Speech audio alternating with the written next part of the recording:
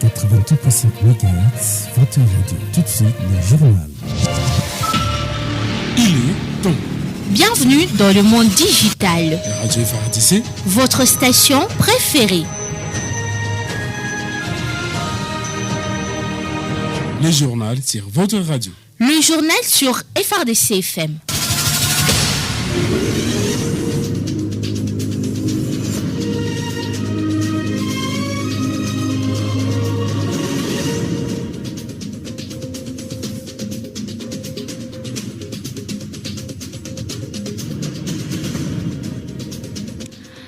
Vous écoutez FARDC FM, nous sommes sur 88.5 MHz. Bienvenue à suivre votre édition du journal parlé en français dont voici les principaux titres. Mise en garde sévère contre certains politiciens et membres des groupes de pression qui soulèvent la population contre les services de sécurité pour leurs intérêts privés. Le porte-parole du gouverneur du Nord Kivu, qui hausse le ton, indique que les concernés seront bientôt mis à la disposition de la justice. Vous écouterez dans cette édition le général de brigade Sylvain Ekenge. Pas de tensions vives observées en ville de Butembo, c'est lundi 16 août, en dépit de l'appel des mouvements citoyens à observer 2 journées ville morte pour protester contre l'état des sièges. Les activités commerciales n'ont pas été complètement paralysées, affirme le commandant de la police nationale congolaise de la place. Et les acteurs de la société civile de l'Ituri s'approprient le programme de désarmement, démobilisation, réinsertion communautaire et stabilisation pour la pacification de cette province.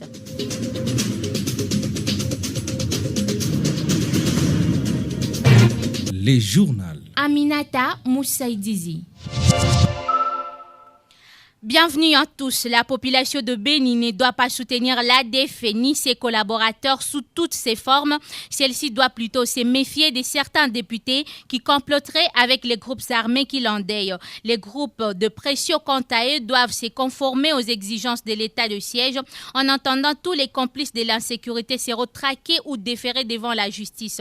C'est ce qu'a fait savoir le porte-parole du gouverneur du Nord Kivu lors d'une émission spéciale ce lundi 16 août en cours sur votre radio. Le général de brigade Sylvain Ekenge s'entretient avec Anthony Mwalushai.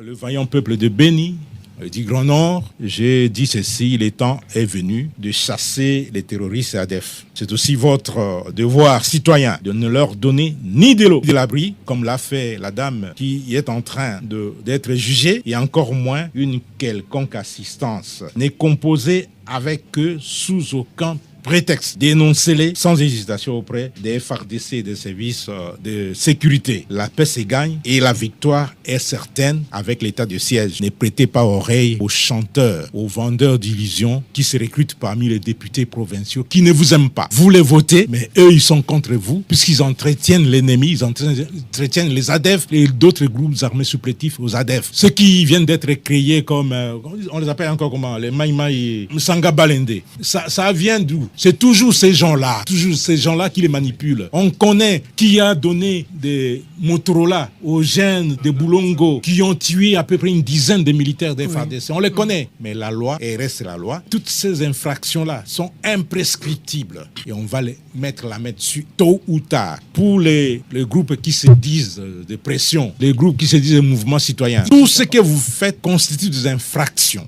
à la loi. Et lorsque on va vous arrêter, vous serez incapable de vous défendre devant la loi. Alors, continuez, mais les ordres ont été donnés. On va vous neutraliser d'une façon ou d'une autre et on va vous prendre et vous mettre à disposition de la justice pour que vous puissiez savoir que la justice, pendant l'état de siège, ne pardonne pas. Certains députés qui s'attaquent aux efforts du gouvernement congolais visant à rétablir l'autorité de l'État doivent éviter de soulever la population contre son armée. Cette approche permettra de limiter la capacité de nuisance de l'ennemi.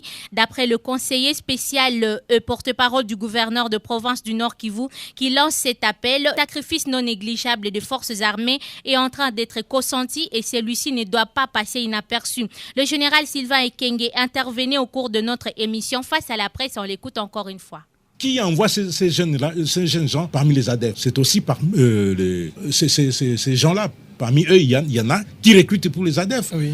On a arrêté ici les collaborateurs des ADF. Plus de 140. Ils sont originaires d'où? Ils ne sont pas tombés du ciel. Ils ne viennent pas d'autres provinces.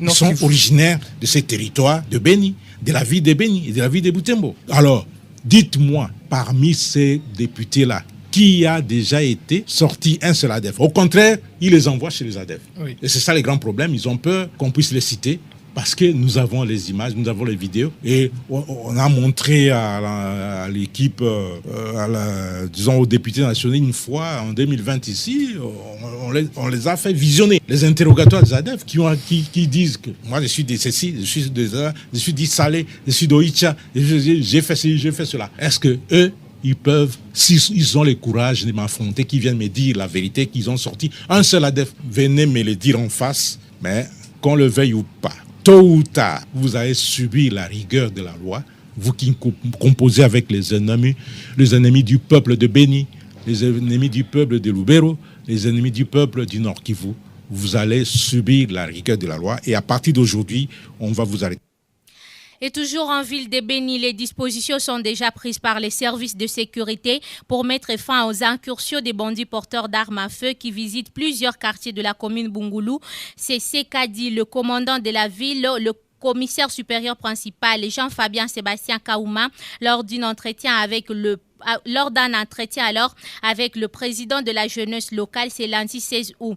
Par conséquent, le président de cette structure juvénile appelle tous les jeunes à la collaboration et dénonciation de tout cas suspect au service de sécurité pour mettre fin à l'insécurité dans la région. Écoutez ici le président de la jeunesse de Bungulu au micro de Christian Ego. Selon les témoignages de la population, les bandits sont vêtus à tenues semblables à celles de la police et des militaires. Et donc, sachant que ce sont les éléments de la police, ce sont les éléments des FRDC et de la MONUSCO qui sont censés avoir les armes, il nous a vraiment plu d'aller voir l'autorité de la police pour pouvoir lui présenter la situation et aussi comprendre ce qu'il a comme la lecture que lui a par rapport à la situation que la communauté traverse aujourd'hui. Et par rapport à la recommandation que nous pouvons adresser à la communauté, c'est d'être toujours collaborant.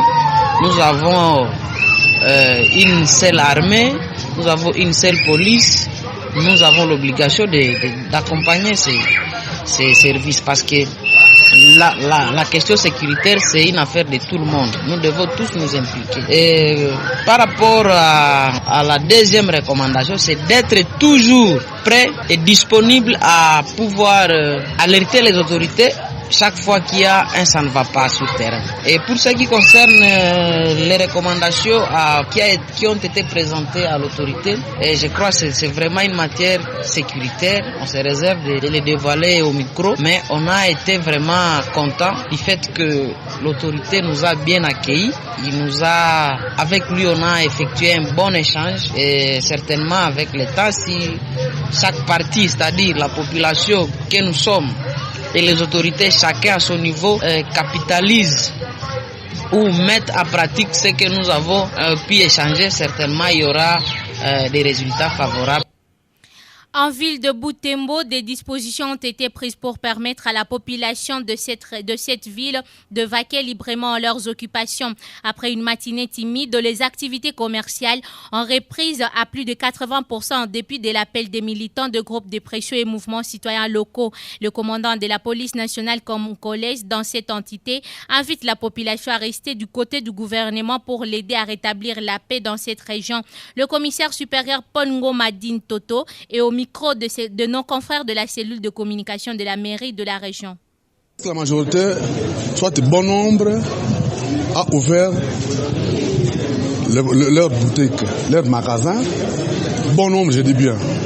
Mais une partie minoritaire qui n'a pas ouvert les portes par cesse, croyant que ces gens vont venir sur le terrain, mais je vous rassure, depuis le matin jusqu'à 7 heures, il n'y a jamais eu aucun mouvement sur le terrain, aucun mouvement tendant à déstabiliser la ville de Butembo, soit pour marcher, soit pour déclarer un mouvement suspect,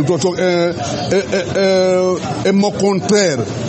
C'est parce que le maire de ville a lancé un message pour inviter tout le monde d'ouvrir les magasins. C'est la raison pour laquelle 80% ont ouvert 80% de commerçants ont ouvert leurs portes, parce que 15 à 10% n'ont pas encore ouvert par stress, croyant que c'est comme d'habitude, ces gens viendront déranger. Mais nous sommes à l'état de siège, ça ne peut pas évoluer. À l'état de siège, il y a des mesures draconiennes qu'on doit suivre. Et le tout est bien défini sur l'article 85. Là, on ne peut pas reculer. Chose est vraie, même les gens qui ont lancé le tract n'ont pas dérangé pour le matin. Sauf par stress, peut-être que 10 à 15% n'ont pas ouvert leurs portes. Mais tout nous sommes sur le terrain pour la sensibilisation. Et j'espère que d'ici là, ils vont ouvrir, tout le monde va ouvrir les portes. Il n'y a pas alarmé. Avant de quitter le Nord Kivu, les conditions de travail des agents de l'Observatoire volcanologique de Goma ont été au menu d'un échange entre les vice-gouverneurs du Nord Kivu et une délégation du ministère national de la recherche scientifique et innovation technologique. C'est lundi 16 août en cours. Le commissaire divisionnaire Jean-Ronald Lupopo a à l'occasion échangé avec ses hôtes sur les érosions des torrents de boue et les prévisions des inondations de Rougari. Des dispositions seront prises dans les délais pour éviter le pire de ces catastrophes naturelles. Écoutez le professeur André Sanantotoni revenir sur l'essentiel de cette rencontre. Il est au micro de la presse du gouvernorat. Les inondations de torrents de boue à Rougari. Il est évident, nous avons une connaissance relativement approfondie du volcanisme et donc nous allons échanger avec l'OVG pour la prévision et la compréhension de ce genre de phénomènes. Dans la délégation, nous avons deux équipes, une équipe pour les problèmes scientifiques, mais nous avons aussi des délégués qui vont s'occuper, qui vont travailler avec l'OVG sur les problèmes sociaux du personnel, sur les problèmes financiers de l'OVG. Et donc nous allons prendre en compte l'ensemble des aspects de ces phénomènes pour permettre à l'autorité de tutelle de faire une proposition durable au gouvernement de la République. La radio FRDC, votre référence dans le monde médiatique. La mise en place du programme national de désarmement, démobilisation, réinsertion communautaire et stabilisation par le chef de l'État Félix Antoine Tshisekedi est un signal fort et un engagement pour la pacification de l'Ituri. Les acteurs de la société civile et des membres de mouvements des jeunes demandent aux groupes armés à se préparer pour déposer les armes. Reportage. La détermination du chef de l'État et commandant suprême des forces armées Félix Antoine Tshisekedi Tshilombo pour la pacification de l'Est de la République est inébranlable. Dans une approche globale de la paix, le président de la République nomme deux animateurs du programme de désarmement, démobilisation, relèvement communautaire et stabilisation, une opportunité pour la restauration de l'autorité de l'État en province de l'Ituri. Des messages de soutien à ces programmes, fils de tous bords, de la société civile et des mouvements de jeunes pour ainsi appuyer les efforts de la paix déjà amorcés par le gouverneur militaire, le lieutenant général Louboyan Kashamadjoni, dans le cadre de l'état de siège. Christian Chaouri, coordonnateur de jeunes leaders de l'Ituri, exhorte les groupes armés à se préparer pour déposer les armes. Avec nos bras ouverts, nous, en tant que province concernée par ce programme, promettons soutenir ces animateurs de PPD-RDS nommés par le président de la République, garant de la nation, pour que tous les miliciens se rendent et déposent les armes. Nous en profitons pour demander à tous les groupes armés de se rendre, de déposer les armes et d'adhérer au programme DDRCS pour qu'ensemble nous puissions développer notre pays. Rappelons que c'est depuis fin décembre 2017 jusqu'à 2020, plusieurs séances de sensibilisation ont été menées par l'armée, le chef coutumier, ainsi que les anciens seigneurs de guerre, appelant les membres des groupes armés de quitter la brousse et à participer au développement intégral de l'Ituri, souci ardent du premier citoyen congolais Félix Antoine Tshisekedi Tshilombo. Merci confrère Junior Selemani. En santé, le comité multisectoriel de la riposte à la pandémie à coronavirus a enregistré 59 nouveaux cas confirmés ce dimanche 15 août 2021. Ces cas ont été enregistrés dans 5 provinces, notamment 32 dans le Haut-Katanga, 12 à Kinshasa, 8 au Sud Kivu, 6 au Nord Kivu et 1 dans le Haut-Touélé sur 1647 échantillons testés. Depuis le début de l'épidémie déclarée le 10 mars 2020, le cumul des cas est est donc de 53 346 cas confirmés, dont 53 345 et un cas probable. Au total, il y a eu 1050 décès et 30 380 personnes guéries. En plus de 81 910 personnes ont été vaccinées à travers le pays. Ici de rappeler que depuis le week-end dernier, le gouvernement central a allégé certaines mesures relatives à la lutte contre cette maladie. Le gouvernement justifie cet allègement par la baisse du pourcentage de contamination de 80 à 15%. Et la suite des actualités, c'est le sport avec Mohamed Achongia. Puis la revue de presse avec Seros Mouissa. Bonsoir. Bonsoir, concert Aminata. Bonsoir tous les auditeurs auditrices de la 88.5 MHz, la radio des forces armées de la République démocratique du Congo. C'est un journal qui commence en ville de Beni avec le tournoi Foura Challenge Cup organisé par le président Bravo Moussongombei, dont deux matchs se sont joués au stade habituel de Boutanuka de la commune de Béou, toujours à Déversio. C'est dimanche 15 août 2021 à 13h30 chez les messieurs, comme en allait les Racing Club de Beni a battu par début contre 0 le FC Kabbalah Sport et se qualifie pour la finale de ce tournoi. Et en version féminine, à 15h30 après le score d'un but contre 0 à l'avantage des Gilettes Dames sur espoir de l'avenir, c'est en séance de tir au but que la formation des Gilettes Dames s'est qualifiée par 3 tirs contre 2 seulement de son adversaire et rencontrera donc incessamment la finale de ces championnats. Les Racing Club de Beni en version masculine et Gillette Dames en version féminine connaîtront leur adversaire le dimanche prochain 22 août 2022 à l'issue des rencontres qui va opposer à 13h30 d'abord chez les dames Jeune Club Victoire de Beni, dite Beni Sport Dames à Kapako Dames, puis à 15h30 cette fois-ci chez les hommes avec la rencontre Mayamoto contre Panorama. Et toujours d'un tournoi à un autre, il faut savoir, au tournoi double triangulaire organisé au stade de Kangaimbi ce dimanche 15 août 2021. Les Zèbres ont chuté face à Neige de Boyken sur la note d'un but contre 0 et Tamen de Union a battu Mayamoto sur le score de 3 buts contre 2. Signalons qu'après ce match, l'entraîneur du FC Mayamoto a agressé l'organisateur du tournoi, chose qui a poussé ces derniers à délocaliser momentanément les championnats jusqu'au stade de Kibango et radier cette équipe de Mayamoto du tournoi pour les raisons de sécurité des athlètes. Et puis en national, il faut le savoir avec cette actualité du Mekato, d'où le capitaine du Daring Club Motema Pembe Inonga Baka est désormais sociétaire du SC Simba de la Tanzanie.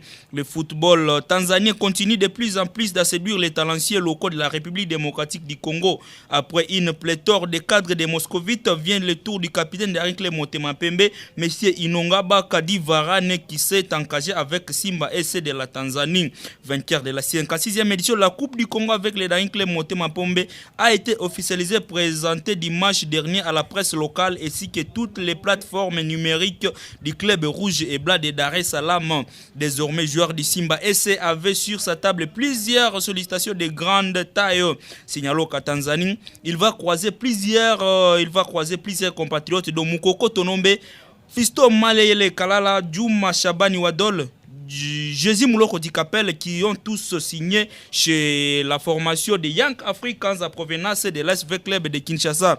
Et puis la Coupe de la CAF, il faut le savoir, la Coupe d'Afrique des Nations en 2021 qui se disputera au Cameroun en 2022 faute de la Covid-19 aura lieu du 9 janvier au 6 février 2022 selon les confrères d'Afrique Foot. La CAF a officialisé le calendrier de cette compétition avant le tirage au sort prévu le mardi 17 août à Yaoundé. Les villes de Douala et Yaoundé avec les stades de Olembe et Amadou Aïdjo, Bafoussam, Gouara et Limbe accueilleront la compétition qui connaîtra la participation de 24 pays qualifiés dont l'Algérie, le Burkina Faso, le Cap-Vert, le Cameroun, la Côte d'Ivoire, l'île Comore, l'Égypte, l'Éthiopie, le Gabon, la Gambie, le Ghana, la Guinée-Bissau, la Guinée équatoriale, le Malawi, le Mali, la Mauritanie, le Maroc, le Nigeria, le Sénégal, la Sierra Leone, la Tunisie, le Soudan ainsi que le Zimbabwe. Sauf retournement des situations, le match d'ouverture se tiendra dimanche 9 janvier 2022 au stade Olembe à Yaoundé à partir de 16h temps universel. Et puis vers la fin de ce journal, il faut le savoir, à Ligue des Champions dames au dernier tour qualificatif, le FCF Amani jouera le FC Malabo King après sa victoire bâtie FC Missile ce dimanche 15 août 2021.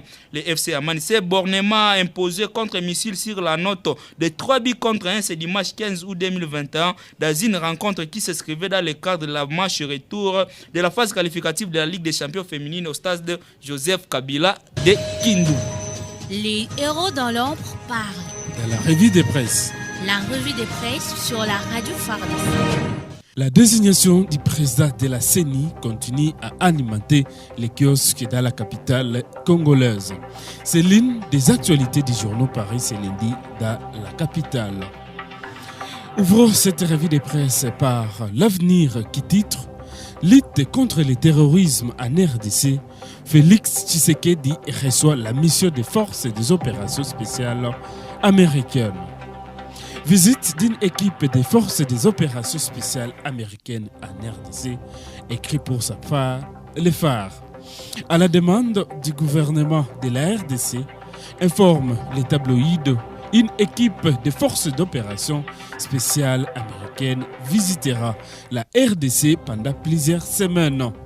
Cette visite, précise le journal, s'effectuera dans le cadre du partenariat privilégié pour la paix, la prospérité et la préservation de l'environnement conclu par les USA et la République démocratique du Congo. Forum des As écrit Fachi honore les officiers FARDC victimes. L'agence congolaise de presse revient.